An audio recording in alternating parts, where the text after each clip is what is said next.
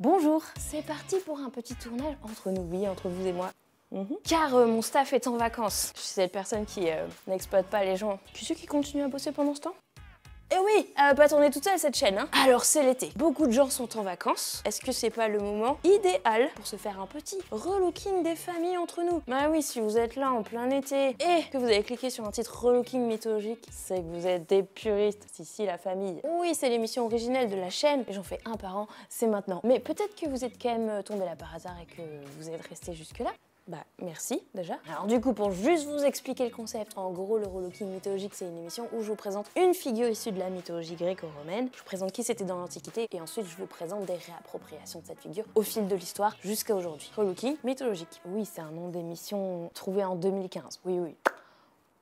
Comme le nom de la chaîne, c'est une autre histoire, les jeux de mots Manon Bril. Donc on va faire le relooking mythologique d'Héraclès Hercule. Et ma source principale pour cette vidéo, c'est le livre d'Emma Stafford, Héraclès, qui est issu de la collection Routledge, qui se compose de plein de petits manuels, un par divinité, comme ça, et qui font exactement ce que je fais dans le relooking mythologique. C'est ma source à chaque fois pour tous les épisodes. Et donc cette série de livres, elle est super bien parce qu'en fait, c'est plutôt destiné aux étudiants en histoire. Et du coup, ils sont à mi-chemin entre livres un peu histoire-recherche et vulgarisation. Le seul petit problème pour nous, éventuellement, c'est que c'est en anglais. Et justement, si vous avez envie de pouvoir lire cette source et que votre niveau en anglais est bif bof, eh bien figurez-vous que grâce à notre partenaire, nous avons la solution. Oui, il y a de plus en plus de partenariats sur la chaîne, vous l'avez remarqué, ça me fait du bien car ça me permet d'engager des gens et engager des gens me permet de dormir. C'est-à-dire que je travaillais tout le temps comme une malade, j'étais tout le temps en train de flirter avec le burn-out. Pareil pour Limu qui faisait les épisodes animés et qui bourrinait comme une tarée. On a dit, hé, viens, on a un emploi du temps normal et on dort la nuit. Ah oui, mais pour ça, il faut qu'il y ait d'autres gens qui travaillent avec nous pour prendre des tâches qu'on fait déjà, voire en faire d'autres pour que ce soit encore mieux. Ok,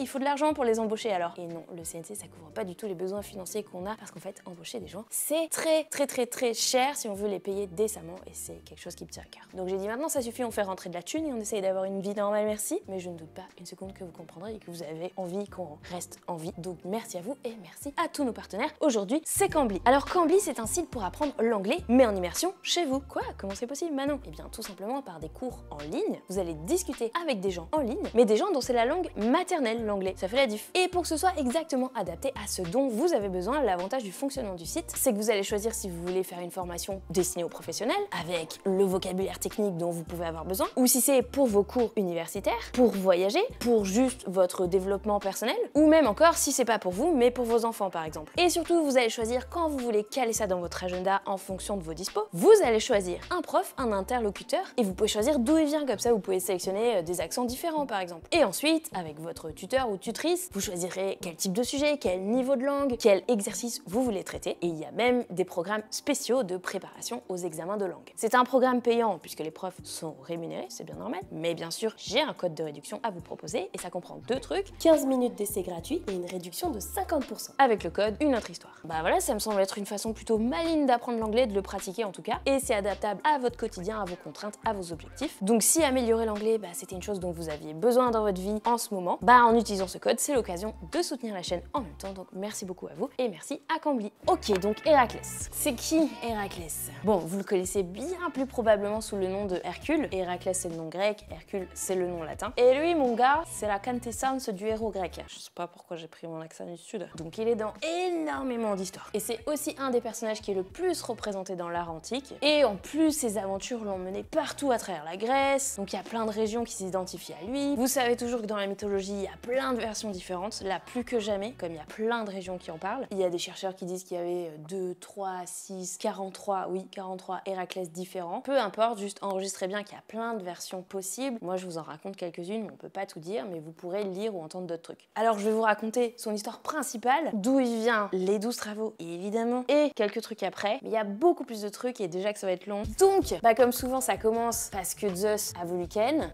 Bah oui, c'est lui qui a peuplé la Grèce entière. Alors, nous avons à la base le couple de mortels Alcmène et Amphitryon. Zeus flash sur Alcmène, il veut se la faire, il attend qu'Amphitryon soit parti à la guerre, et là, qu'est-ce qu'il fait? Parce que vous savez que Zeus, son truc, c'est les ruses et les transformations et tout. Il se transforme carrément en Amphitryon lui-même. Il va voir Alcmène en se faisant passer pour son mari. Donc voilà, elle tombe enceinte de lui, mais aussi de son mari qui est rentré après d'ailleurs, bref. Et Zeus promet que le jour où elle va accoucher, l'enfant, né ce jour-là en particulier, régnera sur la région de l'Argolide. Mais qui sait qui a un peu les glandes, comme d'hab, Héra, bien sûr, la femme de Zeus, Héraclès. Du coup, elle décide de se venger, donc comme d'hab, c'est les mortels qui prennent. Et le fameux jour qui doit donner naissance au roi de l'Argolide, elle retarde l'accouchement d'Alcmène et elle fait naître avant le terme un autre enfant, Eurysthée, qui lui devient le roi de l'Argolide, donc ça a son importance pour la suite, puisque Héraclès va être soumis à Eurysthée, on en reparle après. À propos du nom Héraclès, il y a beaucoup d'auteurs antiques qui s'accordent à dire que ça veut dire gloire d'Héra, mais que le nom donné au bébé était d'abord Alcide ou Alcée, suivant les versions, donc le descendant d'Alcée, qui était son grand-père, et qu'il a été renommé par Héra elle-même. C'est quelque chose qui convainc pas totalement les auteurs modernes qui ont essayé d'analyser un peu plus ça, et qui disent notamment que en fait, c'est un truc très courant de former des noms à partir des divinités en rajoutant le suffixe klès pour comme ça les placer sous la protection de cette divinité. Ça peut faire sens avec Héra parce que ça se passe dans l'Argolide. Or, Argos, c'est la ville d'Héra. Ce serait assez logique que des gens dans le coin, ils nomment leur bébé Héraclès, gloire d'Héra. Il y a d'autres chercheurs qui disent ouais non mais ça fait pas sens avec l'histoire vu que les rapports entre Héra et Héraclès ils sont très mauvais. Bref, il y a certains auteurs qui racontent que Hermès, donc le messager des dieux, il a enlevé le petit Héraclès quand il est né parce qu'il était pas immortel. Il fallait aller le faire boire au sein de Héra.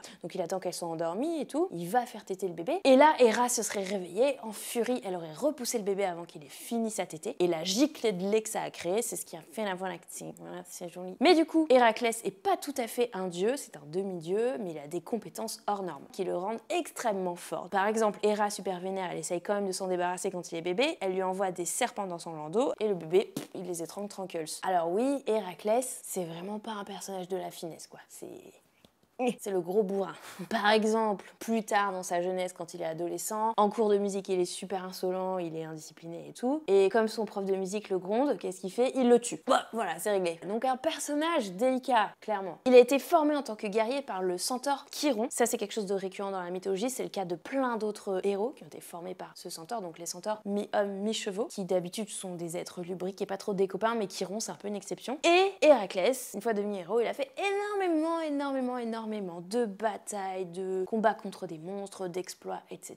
Il a aussi semé des enfants à travers toute la Terre, pareil. Parmi ses exploits, il a aidé à défendre la ville de Thèbes. Et en récompense, le roi de la ville lui a donné sa fille en épouse, Mégare. Ensemble, ils ont eu 3 enfants. Et Héra, qu'est-ce qu'elle fait? Elle fait non, ça me saoule. Héra, elle va pas le lâcher jamais. Et elle dit je vais le rendre fou. Et elle abat sur lui une folie meurtrière. Et Héraclès, complètement ivre de folie, tue sa femme et ses enfants, ou que ses enfants suivant les versions, bref. Donc quand il se réveille de sa folie, il est complètement paniqué, il veut se purger de ses fautes. Pour cela, il va consulter un oracle, et l'oracle lui dit pour réparer ce que tu as fait, il faut que tu te mettes au service d'Eurysthée et que tu fasses tout ce qu'il te demande. Et Eurysthée, c'est le roi d'Argolide. C'est donc là qu'on arrive aux fameux 12 travaux. Et donc ces 12 travaux, ça va être l'occasion de raconter plein d'histoires de monstres comme on adore dans la mythologie. C'est toujours les mêmes structures globalement. Il y a un monstre qui menace une jeune femme ou une communauté ou qui garde un trésor et qui n'a été vaincu par personne jusqu'à ce que le héros arrive. Souvent le héros d'ailleurs reçoit une aide surnaturelle ou autre et il doit faire preuve de ruse quand sa simple force n'est pas suffisante, mais quand même avec Héraclès c'est souvent suffisant.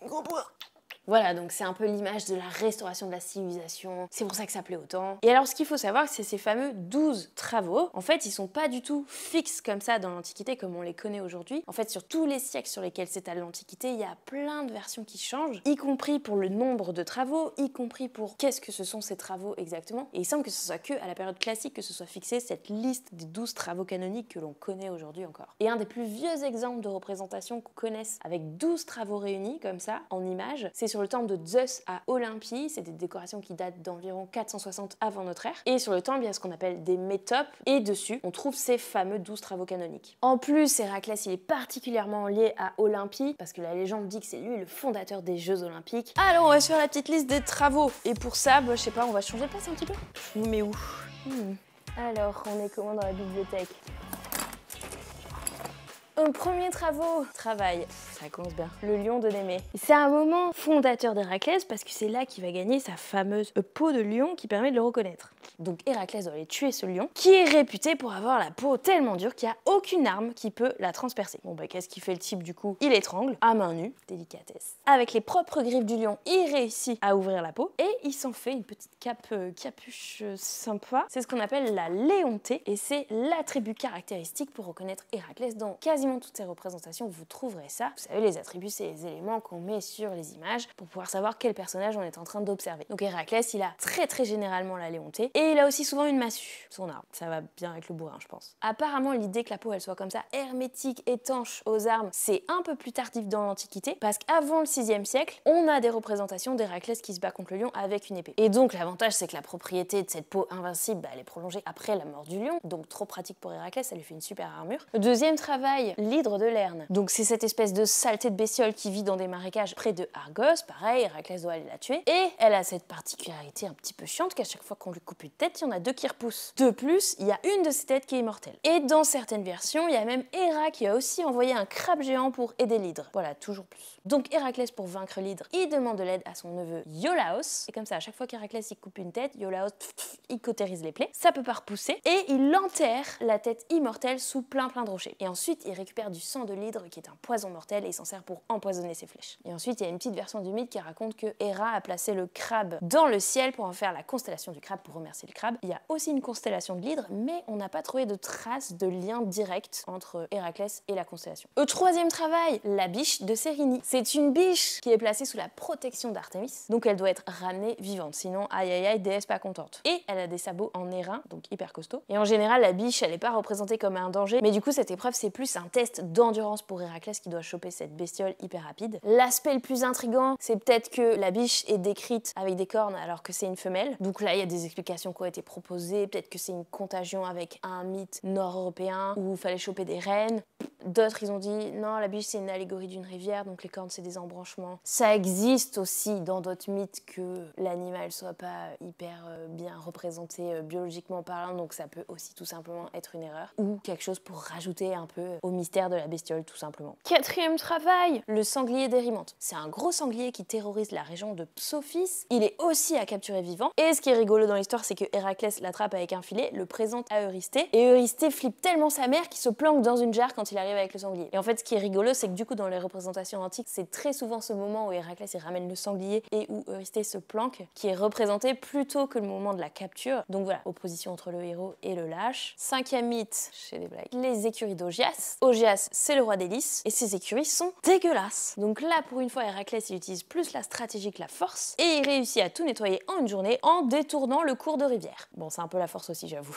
Et comme c'est assez différent à la part, on a supposé que peut-être c'était pas un des travaux à la base, mais que ça a été rajouté à cause des méthodes d'Olympie où par contre il figure. 6. Les oiseaux du lac de Stymphale. Donc ça, c'est en Arcadie et c'est un lac qui est infesté d'oiseaux. Là aussi, c'est plutôt la stratégie qui prime. Héraclès utilise des castagnettes, ça fait du bruit, des castagnettes que lui a donné Athéna, puisqu'Athéna c'est la grande déesse, celle qui aide les héros et les protège, et oui, c'est la meilleure. Donc il effraie les oiseaux qui s'envolent et il les tire avec son arc. Suivant les versions, juste il les effraie, il les tue, bref. 7e travail, la capture du taureau crétois. C'est le premier travail qui se trouve au-delà du Péloponnèse, donc Héraclès commence à aller plus loin et à parcourir le monde. Donc là aussi, il faut qu'il ramène vivant ce taureau. Il y a des versions du mythe qui disent que c'est le même taureau qui a enlevé Europe pour l'amener en Crète, je vous ai déjà fait une vidéo sur ça, ou que c'est celui qui a été envoyé à Minos par Poséidon pour mettre enceinte sa femme Pasiphae, et bim, ça fait le Minotaure, je vous ai aussi déjà parlé de ça. 8. Les juments de Diomède. Ce sont des juments mangeuses de chair.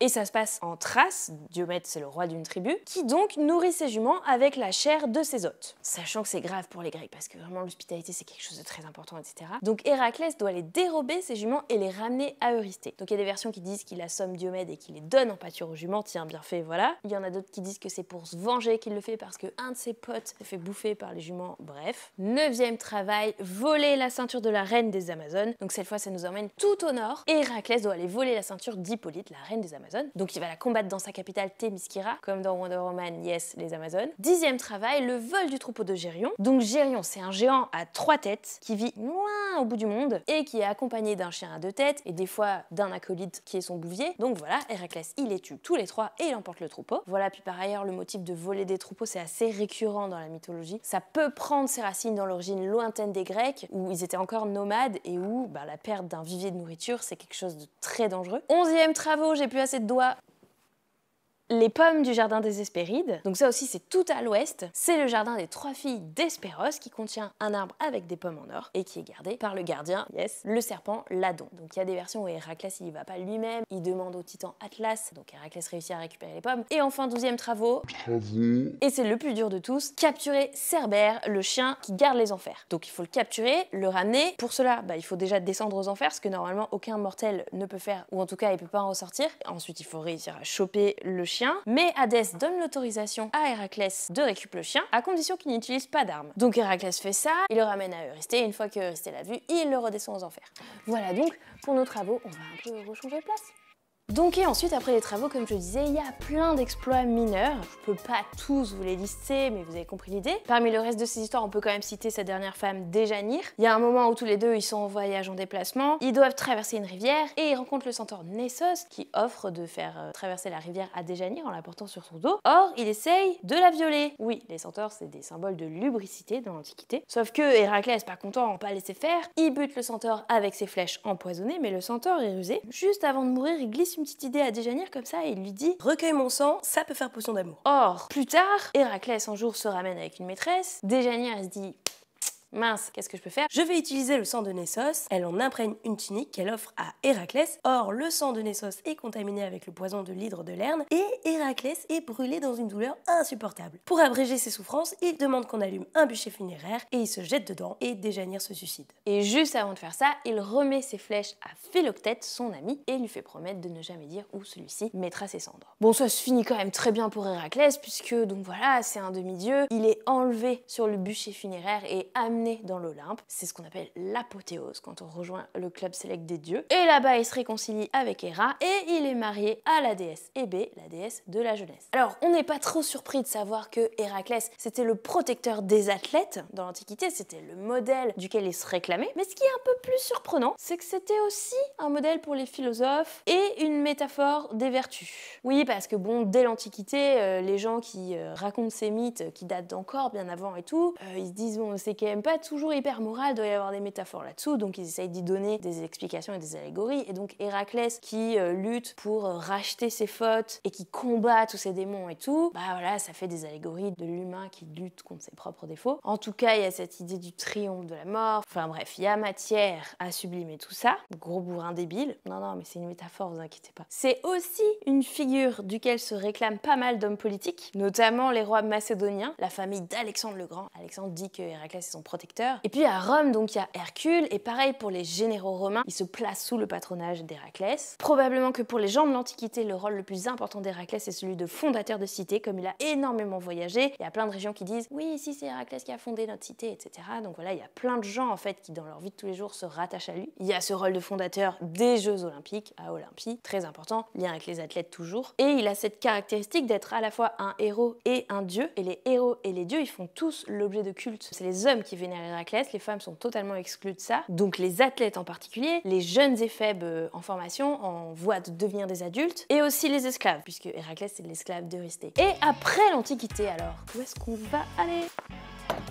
Alors, après l'Antiquité, bon déjà, il y a la période du christianisme. Et comme vous savez, le christianisme en général, bah ça fout un bon coup au polythéisme et à toutes les figures qui sont associées, mais il y en a certaines qui font écho à des valeurs qui peuvent correspondre aux valeurs chrétiennes. Donc évidemment, on vénère plus Héraclès, mais on peut en parler comme une métaphore de certains trucs. Il y a des auteurs chrétiens qui vont dire, bah c'est caca, c'est le polythéisme, regardez, c'est un gros bourrin, et il y en a qui vont reprendre ces interprétations allégoriques de combat contre les vices dont je vous ai déjà parlé. Il y a même des assimilations qui sont faites avec Jésus. On dit, bah oui, regardez, les deux ils sont nés de Dieu et d'une mortelle, les deux ils ont vaincu la mort et ils ont combattu les vices, les démons, les péchés. Par exemple, c'est ce que dit Ronsard dans son hymne de l'Hercule chrétien de 1555 où il identifie carrément 18 parallèles entre Héraclès et le Christ. Donc on a dit Héraclès c'est un athlète, c'est le beau gosse, mais c'est l'occasion de représenter les super corps, super gaulés. C'est ce que fait par exemple Rubens avec son tableau représentant le travail contre le lion de Némée. Avec un Héraclès bien nu et tout, il y a souvent un gros potentiel érotique, hein, clairement. Du coup, avec cette dimension morale, il y a plein de familles aristocratiques qui se réclament d'Héraclès exactement comme dans l'Antiquité. Et notamment en France. C'est particulier en France parce qu'il y a une tradition qui veut que Héraclès, c'est l'ancêtre de la Gaule. Oui, je vous ai dit qu'il y a plein de régions qui disent non mais si, il est fondateur de chez nous et tout parce qu'il y est passé aussi. Bah, la Gaule est inclus dedans. Alors du coup, comme je disais, il y a plein de rois des Francs ou de France qui ont fait ah bah ça c'est nos origines stylées, on va s'en servir. Le roi qui a sans doute le plus utilisé cette comparaison, c'est Henri IV. En 1595, lors de son entrée triomphale à Lyon, on lui fait une méga statue en Héraclès avec une inscription sur le piédestal qui identifie Henri IV comme le deuxième fils du dieu de la foudre, Zeus. Les rois suivants se sont moins systématiquement identifiés à Héraclès que Henri IV, mais ça a quand même existé encore. Du coup, on aurait pu se dire, vu que les rois ils ont vachement utilisé l'image d'Hercule, ça va être une figure bif bof aimée par les révolutionnaires. Eh bien non, figurez-vous. Non mais tout le monde kiffe Hercule. Pour les révolutionnaires, Hercule, c'est un symbole du peuple. Donc en gros, tout le monde se réapproprie cette figure de force. Il y a des artistes qui ont proposé sous la Révolution d'utiliser sa figure pour incarner la République, même si après, comme vous le savez, c'est l'image de Marianne qui a pris le dessus. Mais il y a des gens qui ont pensé à Hercule. Oui, oui. Et de nos jours, franchement, je sais plus où mettre, je vais pas vous mentir. On me voit dans le miroir.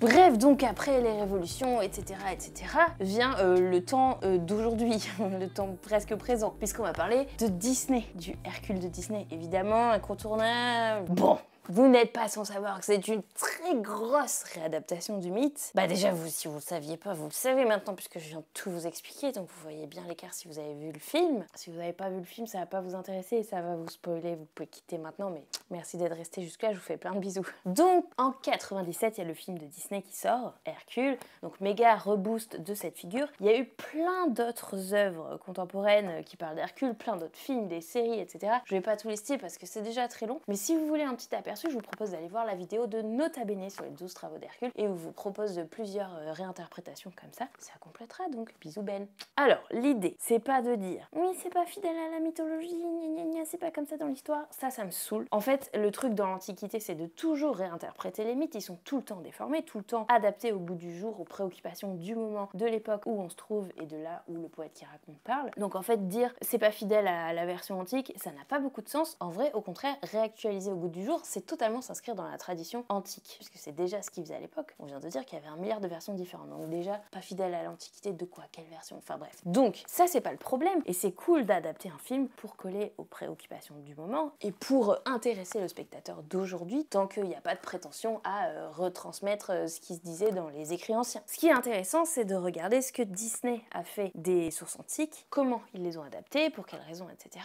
Je vais pas pouvoir vous retracer toutes les références mythologiques qu'il y a dedans, ça ferait bien l'objet d'une conférence sur Zoom. Je fais des conférences sur Zoom si vous voulez, c'est sur Instagram que ça se passe pour voir tout ça. Dites-le moi là aussi en commentaire si ça vous tente. Alors déjà, le premier truc un tout petit peu surprenant, c'est le choix du nom Hercule. Surprenant, pas surprenant. En gros, c'est pas surprenant parce que la tradition veut que, à partir de après l'Antiquité, on utilise les noms latins, et même quand on parle des sources grecques. Donc, qu'ils aient choisi le nom Hercule, bah pas de problème. Ce qui est plus surprenant, c'est que c'est le seul personnage du film qui utilise le nom latin. Tous les autres, ils ont leur nom grec. Donc pourquoi ce choix, je sais pas trop. Peut-être parce que les dieux avec leur nom grec, ils avaient plus d'attrait à leurs yeux pour le public. Bref, donc ça fait Hercule, fils de Zeus.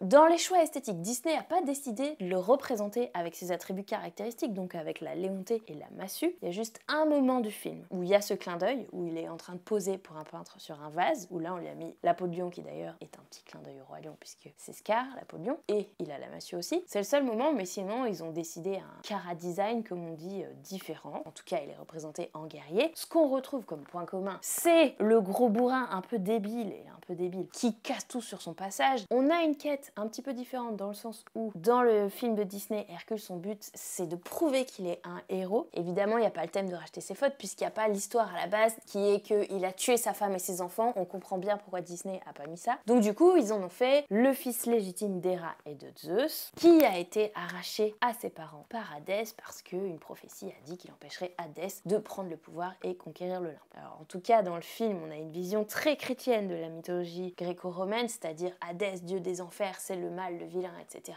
Et c'est un méchant. Ça, c'est vraiment une vision monothéiste plaquée sur le polythéisme. Hadès, dans l'Antiquité, c'est pas une figure du mal du tout. Il est à craindre, mais comme tous les dieux, mais il est pas mauvais. Mais bon, par contre, Disney en a fait clairement, on va pas se mentir, l'un des meilleurs méchants de l'histoire. Alors dès le début du film, il y a plein de clins d'œil à des épisodes mythologiques que je vous ai racontés. Notamment, on voit le petit Hercule qui boit un poison qui doit lui enlever sa divinité. Bah, c'est un peu le truc inversé de quand il boit le lait d'Héra pour devenir un dieu, mais qu'il le boit pas en entier. Donc il perd son immortalité, mais il garde sa force surhumaine chez Disney. Comme il est kidnappé et planqué sur Terre, il est recueilli par des parents dont le père s'appelle Amphitryon, donc comme le nom du mari cocu de sa mère. Il y a l'épisode des serpents aussi, donc voilà, ils ont repris plein de trucs. Ils ont pioché dans d'autres mythes pour compléter, notamment son acolyte Pégase. Bah ça vient de toute autre légende antique. C'est pas du tout Zeus qui l'a fabriqué avec des nuages, c'est est une créature qui est née du sang de la Méduse quand Persée lui a coupé la tête. Mais en même temps, ça fait un animal trop stylé pour Hercule dans Disney. Et donc parmi les personnages qui l'entourent, il y a comme ça plein de compositions, de trucs piqués à droite à gauche dans la mythologie. Donc il y a son mentor déjà, Philoctète, Phil comme on l'appelle. Donc Philoctète, comme je vous avais dit dans l'Antiquité, normalement, c'est juste le pote d'Héraclès qui a pris ses flèches quand il est mort et qui dit pas où il est enterré. Donc ils ont gardé ce nom-là, je sais pas pourquoi celui-là en particulier. Et dans la mythologie, Héraclès, il n'est pas élevé par un satyre, parce que la fuite dans Disney, c'est un satyre, cet être mi-homme, mi-bouc, complètement lubrique. Dans l'Antiquité, Héraclès, il est élevé par un centaure. Mais là, on a repris ce truc du mentor et on l'a mixé donc avec ce prénom Philoctète et avec un autre satyre qui a été un peu la nounou, mais d'un autre dieu de l'Antiquité, c'est Dionysos. Dionysos, il avait une nounou satyre qui était Silène. Donc ils ont composé tout ça pour faire ce personnage assez grotesque. Il y a aussi évidemment Mégara, donc qui est la première femme que Héraclès a tuée et tout. Donc là évidemment ils ont pas repris ça, bien sûr. Mais pareil, il y a des petits motifs qui ont été empruntés à la mythologie et notamment à Déjanire, la dernière femme mortelle d'Héraclès. Je vous ai dit qu'il y avait un centaure qui a failli la violer. Bon bah la première scène où Hercule y rencontre Mégara, elle est en train de se faire kidnapper par un centaure qui clairement fait du harcèlement sexuel. Alors quand j'ai rematé le film pour préparer, j'avais oublié toute cette culture du viol délicatement diluée dans le film qui est juste mais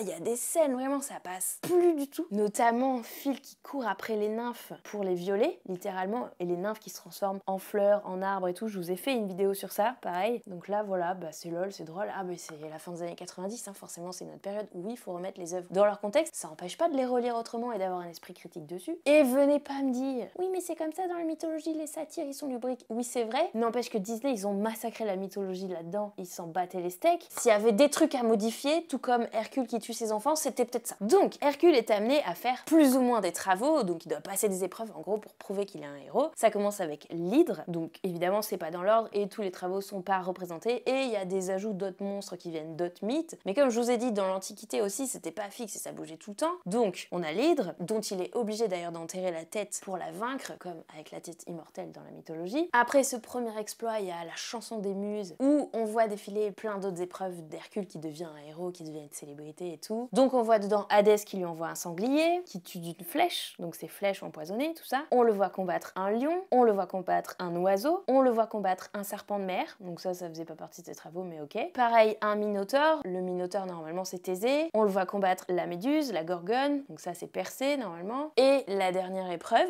bah c'est Mégara en gros. Mégara que Hadès il a compris que Hercule et Mégara ils étaient tombés amoureux, du coup il met la pression à Hercule et lui demande de renoncer à son pouvoir, etc. Je vous refais pas tout le film. Dans la bataille, Mégara est tuée et donc Hercule descend aux enfers pour aller la chercher. Donc on retrouve la boucle qui est bouclée puisque le dernier de ses travaux c'est de descendre aux enfers chercher Cerbère. D'ailleurs on voit Cerbère dans le film. Au tout début on voit Hadès qui passe devant dans sa barque sur le Styx et qui le nourrit pour passer. Ça c'est une reprise du mythe de Psyché qui descend aux enfers aussi et qui doit donner à manger à Cerbère pour qu'il la laisse passer. Bref, donc Hercule réussit à récupérer Mégara dans les enfers, à ressortir et là il est divinisé, il devient un dieu. Puis dans le film finalement il décide de pas vivre avec les dieux mais de rester avec Mégara parce que l'amour est plus fort que tout. Au passage aller chercher l'âme de son amoureuse aux enfers, bah ça c'est emprunté au mythe d'Orphée qui va chercher Eurydice aux enfers, puis vous savez qu'il se retourne au dernier moment. Oui, je vous en ai déjà parlé aussi, tellement de fiches dans cette vidéo il va y avoir. On commence à avoir fait pas mal de mythes hein. Bref, c'est un bon film, c'est un bon cartoon drôle et qui s'amuse bien avec la mythologie, qui je pense a en tout cas permis à plein de gens de s'y intéresser et ça c'est déjà pas mal cool.